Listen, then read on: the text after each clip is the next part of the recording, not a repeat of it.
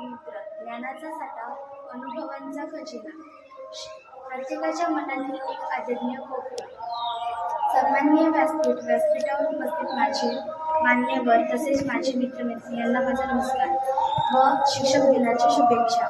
मी तन्वी नेता आज तुमच्यासमोर आपले मनोगत व्यक्त करणार आहे, तरी आपण शांततेने ऐकावे.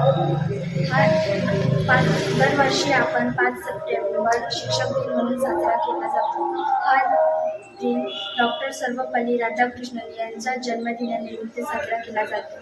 ते स्वतः एक शिक्षणतज्ज्ञ व उत्तम शिक्षक होते. त्यांच्या इच्छेनुसार सर्व शिक्षकांच्या कार्याचा गौरव केला जातो, म्हणून शिक्षक दिन साजरा केला जातो. असे म्हणतात की पेनाची धार तलवारीपेक्षा जास्त असते आणि एका शिक्षकाकडे साऱ्या जगाला बदलण्याची ताकद असते.